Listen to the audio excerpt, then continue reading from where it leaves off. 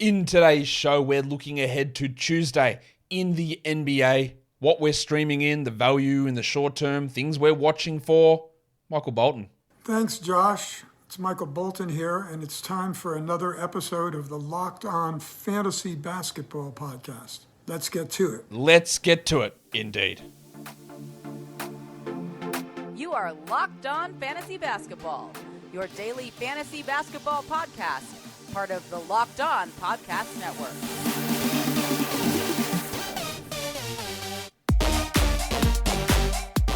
Hello and welcome to the Locked On Fantasy Basketball Podcast, brought to you by Basketball Monster. My name is Josh Lloyd and I am the lead fantasy analyst at basketballmonster.com. And you can find me on Twitter, as always, at redrock_bball, on TikTok at redrock_bball, on Instagram, Locked On Fantasy Basketball. Today's episode is brought to you by PrizePicks. First-time users can receive a 100% instant deposit match up to $100 with the promo code Locked On. That's prizepicks.com, the promo code Locked On. Thank you for making Locked On Fantasy Basketball your first listen every day. We are free and available on all platforms. We're here to talk about the games. There are 10 of them. 10 of them on Tuesday. So we're going to get straight into it now. Warnie. Let's get it on, Gilly. First game. Sixers and Wizards. In Washington, the Sixers are 4-point favorites. In terms of injuries, again, I started doing this show about 30 minutes ago. And in the time that I started doing it, things have changed. So I've got out nobody, but that's not true. Because Tyrese Maxey is out. Tangles is set to return on Friday from his foot injury. And then we'll see. He'll be on a restriction. We'll see what they do with Melton. We still hold Melton. But Maxey remains sidelined for the game on Tuesday against the Wizards. The Wizards have Avdia and Barton as both questionable. If they are out, then Rui Hachimura, Corey Kispert, they get boosts in their value. Delon Wright is back as well. We know that. For the Sixers, we saw George Niang drop a lot of threes on Christmas. That's what he does. And he can get really hot from out there. He's not going to do too much else. But Niang has played 20-plus minutes in 5 of his last 6 games. That's really useful. And just keep an eye on that. If you are looking for some scoring or for some three-pointers, Niang's available like everywhere. Like nobody has him rostered in any 12, 10, 14, probably 16 team leagues. And he's got a solid role and he can hit 3 or 4 threes. I also want to watch the thick hogsman, Tobias Harris. I think I am a TH. T to the H. Yeah, TH for life. Last game, Christmas, stunk. Prior to that, he was shooting the absolute lights out, had doubled his steal rate, and had made my preseason bust label of him look stupid. We will see if he starts to regress. I am still very highly confident that he is going to. And we saw it on Christmas. But let's see where he settles. Does he settle as a top 50 player? Does he settle as a top 80 player? Does he settle as a top 100 player? I'm thinking 80 to 100 personally. So maybe your sell high window's still open. If he has a big game, then I would be trying to move off. But of course, I don't have him because I didn't draft him. For the Wizards, I want to see Rui Hachimura, who did score well last game. I do not believe in Rui Hachimura at all as a 12-team category league player. I think he can be borderline a points league, 12-team league guy. But there are just a lot of different options there. If Avdia is out, we'll get a little bit more from Hachimura. But what they did do, they started Gafford last time in place of Avdia. I don't really understand why, but they did. They went with the double big lineup. And Gafford still only played 20 minutes. So how they use Gafford, how they use Rui with the situation with Barton and Avdia will be really, really interesting. I think you could stream either of those guys if we do hear that Denny is out, but I wouldn't feel particularly confident in either one of those guys individually. The second game of the day, we go to the Los Angeles Lakers going to play the Orlando Magic. The Magic are 5-point favorites. Can you imagine that? The Magic are 5-point favorites. We know that Tone Davis is out. We know that LeBron James is now probable and Dennis Schroeder is now probable. Juan Toscano Anderson is out. But for the Magic, Jalen Suggs, I'm going to assume that he's out, but I don't know. So I've got him questionable at this point. We know Chimera KK is out. And we know the big fella, the Yokai, John Isaac, Voldemort, he is out as well. What I want to watch in the Lakers is Austin Reaves, who I am really convinced is their third best player. Maybe he's their second best player now that Anthony Davis is out. He doesn't start every game, but he plays 30 minutes coming off the bench. I don't know why they won't start him. The Beverly, Schroeder, Walker combination, let's be honest, is bad. Like, there's no reason for those three to play together. Beverly's minutes are coming up, so I do want to watch that. But Reaves is 30 minutes a night, which he's basically got every game, is worth a 12-team at least stream. He shoots solidly. He defends. He can pass. He's not going to blow us away with top 80 numbers. But especially like in a 14-team league, I think he's clearly a must-roster player. But there is absolute 12-team streamability for Austin Reaves. And I also want to watch the tank, Tom Bryant. Because it was disappointing on Christmas, just 19 minutes. He played 33 the game before that, 29, 27, 33, all the games before that. So the minutes were strong. But he got into foul trouble on Christmas. Let's assume that it wasn't the shoulder and think it was just foul trouble and the fact they got blitzed in that third quarter. And we expect big minutes for Tom Bryant, who remains, I believe, a 12-team league guy. For the Magic, the Markelle Fultz, Cole Anthony back and forward remains an issue. Last game, Fultz played 24 minutes. He did have a trip to the locker room while Cole Anthony almost had a triple-double in 31 minutes. Now, I don't expect that to be the case every game, but watching the Fultz and Anthony playing time battle, continual shuffling from Jamal Mosley, is something that's important. I think Fultz is a must-roster 12. I think Anthony's a sort of, with less conviction. Also want to watch Wendell Carter Jr., who returned and came off the bench in that game against the Spurs. Played only 19 minutes, but does he move back in ahead of Mo Wagner this game? Is he ready to go? Does he play? It's a back-to-back. I don't know whether Carter plays both the Tuesday and Wednesday game. So how they use Wagner, how they use Carter, how they use Bol, how they use Bumba is going to be something that's important for us to pay attention to. The Clippers and the Raptors. This is the second of a back-to-back for the Clippers. Kawhi is sitting on Monday, so he should play here. John Wall is questionable for Monday, so he could either sit Monday or Tuesday, or he could sit both. The Raptors have had some injury updates. We thought Precious Achiuwa would still be out, but he's doubtful. So his return is coming a little bit sooner than we anticipated. Otto Porter's still out for a few weeks, and Kem Birch is questionable. So we're not expecting Precious to play in this game, but his return is coming a little bit sooner. For the Clippers, I want to watch Nico Batum, who has put up some good numbers. It's coming on insane shooting, which has zero chance of being able to remain. But watching Batum and his role, whether it is 12-team must roster, I don't think it is. But we'll see how he looks again in another opportunity here. And then Zubats, who we saw 20, 17, 17, 23 minutes. All right, things are trending downwards. Everyone's back. And then he played 34 on Friday against the Sixers. So was that an Embiid situation? Do they fear the same thing against Jalen Duren? Or Jalen Duren on Monday and then Juancho Hernan-Gomez on Tuesday? Probably not. So I think that Zubats is at real risk of losing minutes again. But we want to watch that. We need to pay attention to that. For the Raptors, I want to watch Gaz Trent. 20 minutes last game off the bench. I expect that he comes off the bench again, but his minutes along with Chris Boucher's minutes are really key. Trent is a hold for now. Boucher is not. Trent is a hold, but 20 minutes of Gary Trent is nowhere near enough to be a 12-team league guy moving forward. So we need to see where that sort of settles. And then Scotland Barnes, who'd been bad, and then dropped a huge game against the Cavs in 40 minutes. Can we get a turnaround from Barnesy? Can we get some efficiency improvements? Counting stats going up. I did say he was a massive buy low, and he turned that around in that game against the Cavs. But let's see if he's able to keep that momentum going. I'd be really happy if he could. Guys, today's episode is brought to you by PrizePicks. PrizePicks is daily fantasy made easy. It is not daily fantasy with salary caps. It is not you up against thousands of people. It's you versus player projections. They'll go in there, Scotty Barnes, over under 14.5 points, and you go, more or less. Which one do I want? They'll say Gary Trent, over under 2.5 threes. What do I want? More or less. And you get in between 2 to 6 of those individual player projections. You pick them, put them into a lineup, and that's it. You can win up to 25 times your entry fee back. And you can do that in under 60 seconds. And you can do it in over 30 states and in Canada as well. But you know what? You can do it for basketball, but it's not just that. You can do it for the NFL. You can do it for college football. You can do it for college basketball. You can do it for golf, NASCAR, boxing, MMA, cricket, European basketball, and disc golf. It's all there. So download the PrizePicks app or go to prizepicks.com to sign up and play daily fantasy sports. First-time users can receive a 100% instant deposit match up to $100 with the promo code LOCKEDON. If you deposit $100, PrizePicks will give you $100. If you deposit $50, PrizePicks gives you $50. Don't forget to enter the promo code LOCKEDON at sign-up for an instant deposit match up to $100. The next game is the Hawks and the Pacers. This is a back-to-back for Indiana. We know that Daniel Tice is out. We know Kendall Brown is out. And we have just been updated that Clint Capella with that cramp, which is obviously bullshit, is out again. You don't get cramped on Friday and then have to sit out a game on Tuesday. I'm sorry, Atlanta Hawks.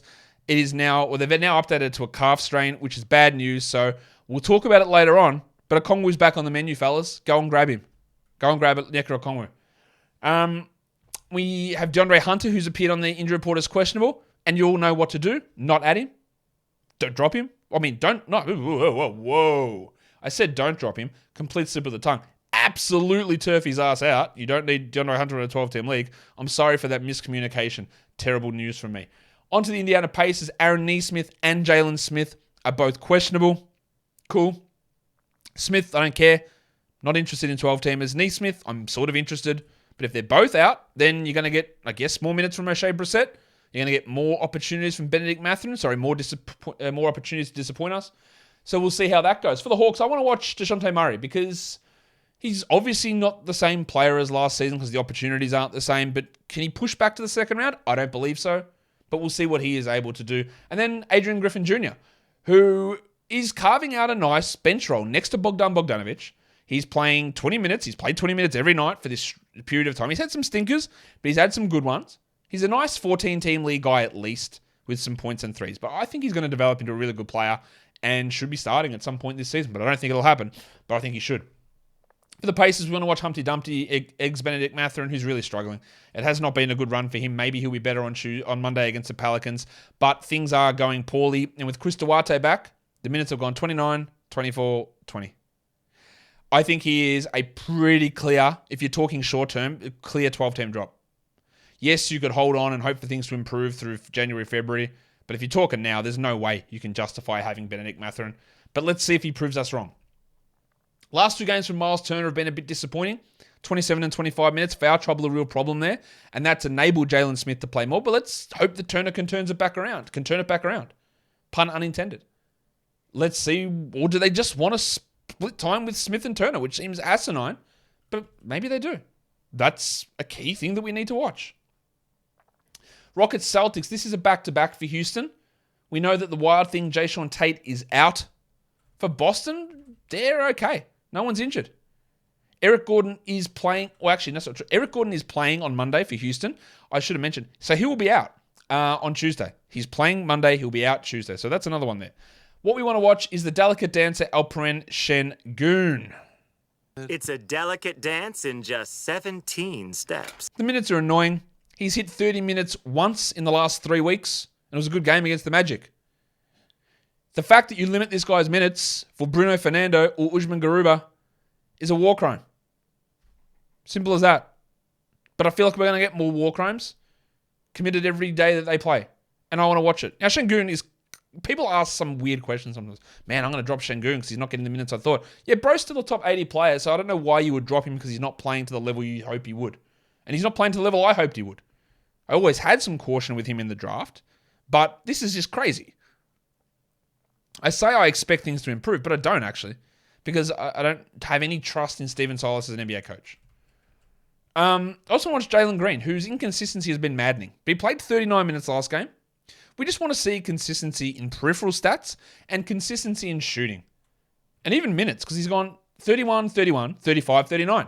31's not great. 39's awesome. Where does it fit? Where does he sit in the middle? Is he a low 30s, a mid 30s, a high 30s? Consistency is key. For the Celtics, speaking of consistency, Malcolm Brogdon was rolling along 30 minutes, 30 minutes, 30 minutes. Then he's gone 17 and 17. 17 minutes is clearly not enough, but with the way that they can run things with him and Smart and White, you feel like there's never going to be consistency. We'll see what they do with Brogdon. We'll see whether they go more White or more Brogdon in this one. It's been 30 plus for White in the last two. Was sub 20 for Brogdon in the last two. I also want to watch Rob Williams, who played 14 minutes on Christmas. Now, he played 22 minutes against the Pacers. Maybe he did miss the game against the Wolves due to illness, so maybe he was still feeling those effects on Christmas. But his playing time is interesting. I need him over 20. Because if he still stays under 20 again, or he's playing 21 or 20, 19 minutes, it's going to be hard. And this is, we talk about guys with significant leg injuries heading into a season and drafting them. And drafting Jaren Jackson worked out brilliantly, right? But a lot of the time, these guys are out for a long time, 10 weeks for Rob Williams here, and they come back and it's low minutes and they're not really 12-team valuable for the first 2 to 3 weeks they return. And over half the season is done before you start getting a guy who produces at a decent level. And then when do they ever hit their peak, if they do at all? And that's what I'm worrying a little bit about here, is how long it's going to take him to push into good minutes. But we'll watch that and we'll see how it goes. Spurs Thunder. The Thunder are 6-point favorites against the Spurs. We know that Jeremiah Robinson-Earl is out. Usman Dieng is out. For San Antonio, they've got a back-to-back. Now, at this current state, they have nobody in on the injury report from Monday's game. So that means that about 4 blokes are probably going to sit in this game, whether it is Sohan or Vassell. Let's say this right now. Recording this at 5:26 p.m. Eastern on the 26th of December. There is no chance that all of Jones, Sohan, Johnson, Vassell, and Pirtle play. They're starting 5. There is no chance they all play in this game against the Thunder. I'll stake my claim here. There is no way. Against another bad team where you want to make sure that they get a win and you get a loss, on a back-to-back, there is no way. I'm sure I'll be proven wrong, but there is no way. Surely. I do want to watch Pirtle, though, if he plays. 4 games back, hasn't hit over 25 minutes yet. How long are they going to keep him on this restriction? Why are they keeping him on? Is it necessary? We want to see that. Now, I've heard of people dropping Jakob Pirtle in category leagues and points leagues, and it's ridiculous. You shouldn't do it. But people are doing it. And if he was dropped in my league, he's an immediate ad. I also want to watch Stan Johnson, who is getting minutes. 23 last game, in fact. 19, 13, and 23 minutes. And yes, you might not have even known that he was on this team, but he played. And Romeo Langford and Keita Bates-Diop were DMP CDs. Deeper leagues, 20-teamers, you got to watch that. For the Thunder, I do want to watch Lou Dort, just so I can tell you once again that he's not a 12-team league category player. He's a streamer at best. Points leagues, he's fine. But how his minutes look in comparison to some of the other more consistent guys is key. And, we've got 4 consistent players. Giddey, Shea, Jalen, and Dort. Poku falls in behind them. But the other guy who's been sort of consistent is Kenrich Williams, Oklahoma City Mudflap. Will they continue to play him high 20s minutes or mid 20s minutes over Aaron Wiggins? Over Darius Baisley? Or will they stop that? We want to watch Kenrich because him getting those minutes really impacts a bunch of younger guys. And it's a weird choice. It is a weird choice. Today's episode is also brought to you by BetOnline.net. BetOnline.net is your number one source for sports betting info, stats, news, and analysis. You can get all the latest odds and trends for professional leagues and amateur leagues like the NFL, the NBA, college football, and college basketball. It's all there at BetOnline.net. And we've got college football bowl games coming up. The semifinals. The Michigan Wolverines are 7.5-point favorites over TCU, while the Georgia Bulldogs are 6.5-point favorites over Ohio State. Is that the way you think things are going to pan out? Or maybe you're more interested in seeing USC versus Tulane, and the Trojans are only 2-point favorites. I'm guessing Caleb isn't playing in that game. That's the reason they're only 2-point favorites against Tulane. But if you want to check that out, it's all there at betonline.net, the fastest and easiest way to get your betting info. So head to the website today or use your mobile device to learn more. BetOnline is where the game starts. Suns Grizzlies. At this stage, I'm ruling Devin Booker out. I don't care. I'm ruling him out. They haven't ruled him out, but I'm doing it. Dealt with that groin injury on Christmas. I think he's not going to play either of these 2 games. I'm just not sure about that. Cam Johnson will be out. We know that. Cameron Payne's the other one that we're not really certain about what his status is going to be. He's currently questionable. Memphis is clean. No injuries for them. What we want to watch on Phoenix, of course, is Landry Shamet, who's dropped 31 points twice in the last 4 games. He got up 17 3-point attempts on Christmas, and he's going to play a really sizable role, especially if Payne is out as well as Booker. He is a streamable guy. Yes, his points and threes were not much else, but there's value in him for sure. So we do want to watch that. Also watch Mikal Bridges, whose efficiency continues to be a real issue. And part of the reason he's been so valuable in fantasy is being a high field goal percentage player, and it's not there anymore. He's losing it all the time. It's just not efficient anymore.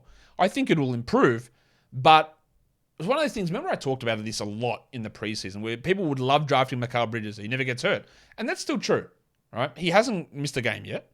But if the reason that you are drafting someone is solely because they don't get hurt, and then they start to drop off a little bit in their counting stats, then it's not something I want to hang my hat on.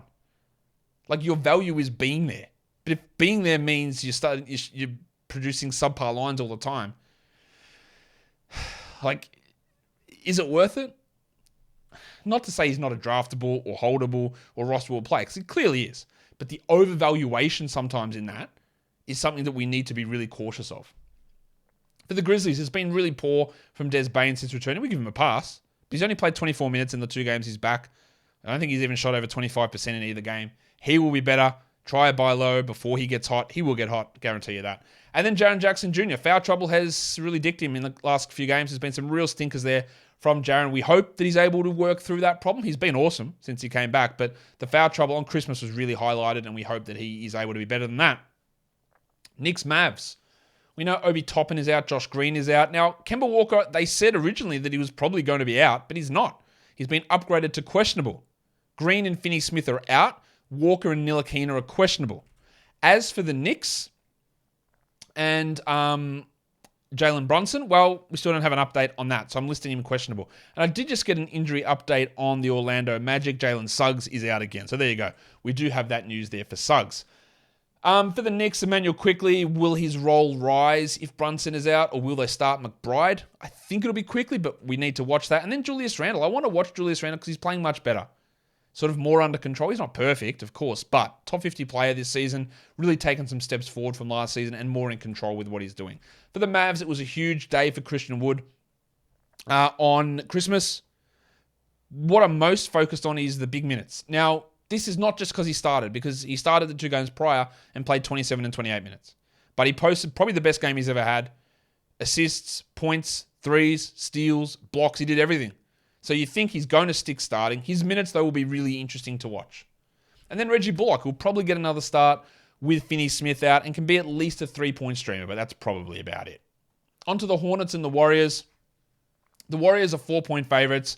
Curry's out, Wiggins is out, Cody Martin is out. We don't know about Dennis Smith. He is questionable. The Woodslanger is for Monday's game, while Big Dick Nick Richards is doubtful. So I'm going to list them both questionable for Tuesday's action. For the Hornets, Terry Rozier, last time we saw him was against the Lakers. Big minutes and efficient and got steals, and all our prayers were answered. Let's hope that he can at least stick with being efficient as we move forward here. He played big minutes in that game too. I also want to watch Jalen McDaniels, who was under 20 minutes, and with a semi-healthy team, that's sort of where I expect him to be. And that doesn't make him a must-roster player.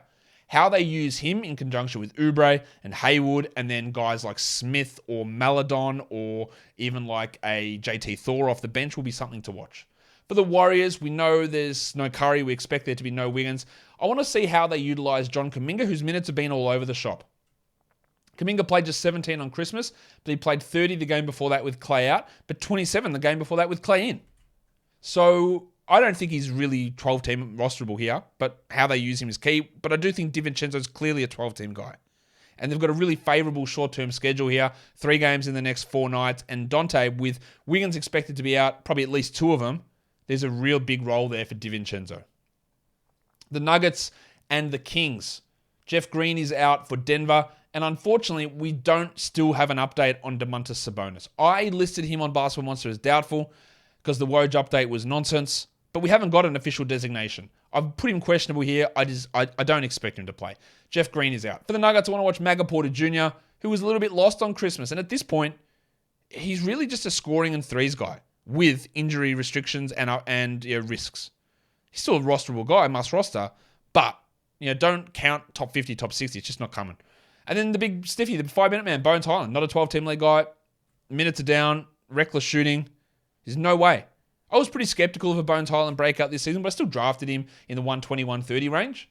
But he's been much, much worse than I anticipated. For the Kings, will it be Rashawn Holmes if Sabonis misses? Or will it be Chimezie Metu? Or will it be Neemias Queta? Or will it be Alex Len? Or will it be Trey Lyles? And the fact that there are 5 options there that they can go with, and none of them, you go, maybe not. That's how they always feel. I don't feel particularly great about having Holmes as a must-roster guy, a must-add guy. I think it'll be him, but he's also getting 0 minutes. And they're playing Lyles and Queta and Metu ahead of him. I don't think you want to rely upon any of those guys to be your starting center, but I don't think they want to rely upon Holmes either, which makes it a really, really tough situation to consider any of them must-add. You can take a flight. I probably would lean Holmes slightly, but we want to see what happens. I also want to get something from Keegan Murray. Yes, 2 games ago he was great. And then he played 22 minutes against the Wizards and was brutal. And realistically, he's hard to look at as a must-roster 12-team league guy. He's fine to have, he's fine to hold, he's fine to deal with this stuff, but he just does so little in so many areas. With a team that's trying to win, when he struggles, they'll bench him. No, they have no compunction about doing that because they want to win. It's not about entitlement minutes for Murray for this team, and that always leaves him in a precarious position. If we do back-to-back streaming, Tuesday, Wednesday, you might be able to get away with it, even though there's 10 games on Tuesday. I love the Dante DiVincenzo stream. That's a clear one. Malik Monk in Sacramento. He's a bit up and down, but the 2 games favors him. Markel Fultz is a good back-to-back streamer. Austin Reaves, Lonnie Walker, and Onyeka Okongwu, even if he only starts one of the games. He's an interesting option for us to take a look at there with Tuesday, Wednesday. Caldwell Pope in Denver. And then, of course, Landry Shamet in Phoenix with the likely absence of Devin Booker. If we're just looking at Tuesday's games, DiVincenzo, I think Derek White is worth a look. Maximum Derek. Now, I don't think Derek White's a must-roster player, but the minutes are trending his way. So a stream is useful. It's not necessary, but it's useful. Jalen Williams, the Bronco. Haven't hit the sound in this one yet. Broncos country, let's ride. He's worth a stream, although we don't know what the production's going to be like. Malik Monk, Rashawn Holmes, Quentin Grimes. This briefcase and this haircut. Andrew Nembhard can be a stream when you're looking for assists. And then Zach Collins with the assumption that someone is going to sit. And we'll see who else sits there in San Antonio. Some other options might appear for us. In terms of deeper formats, Rashawn Holmes, KJ Martin, Nico Batum, Delon Wright, George Niang, Patrick Beverley. A couple of these guys, Niang, Beverley, Wright, Batum, even Holmes, they're pushing to 12-team streamable. You've got Thad Young as a stream, and then the Moose Mike Muscala can also be a streamer. And then for points leagues, we've got Fultz, Lou Dort, DiVincenzo. Timmy Hardaway's available in like 40% of leagues. Jeremy Sohan, he's probably a 12-team stream as well. I don't know why I didn't include him on that list. Zohan now. Maybe I'm just cautious of him not being there. But he's a category stream as well. Jalen Williams, Derek White, and Malik Monk are points league streams. And if we just move across now to the next 4 days, Tuesday, Wednesday, Thursday, Friday, the only non-low volume day there is Tuesday. So who can we add to get some quality games in? Well, everyone plays maximum 2 quality games over the next 4 days. So I'm looking at DiVincenzo with 2, Monk with 2, Pat Williams with 2, Markel Fultz with 2, Austin Reaves, KCP, Lonnie Walker, and Onyeka Okongwu with 2 quality games. Who I'd prioritize there? DiVincenzo, Fultz, and Okongwu. They're probably my priority guys on that group. And then if we just look at the next 4 days in general, how can we maximize ads on our waiver wire? Well, DiVincenzo is the clear one to me. 3 games in the next 4 nights. I think you'd start him every day that he plays. And I think you do the same with Fultz, who's got 3 games in 4 nights. And then there's a bunch of guys with 3 games in 4 nights who might be iffy to start on the Tuesday, which is technically not a low volume day, but still some value. So you got Monk, Reaves, Caldwell Pope, Okongwu. That's a really good one, Okongwu. Lonnie Walker, and the Shark, Bruce Brown. And guys, that will do it for me today. Don't forget to follow this podcast on Apple Podcasts, Google Podcasts, Stitcher, Spotify, and on the Odyssey app. And if you're here on YouTube, thumb it up. Leave those comments down below. Guys, we are done here. Thank you so much for listening, everyone. See ya.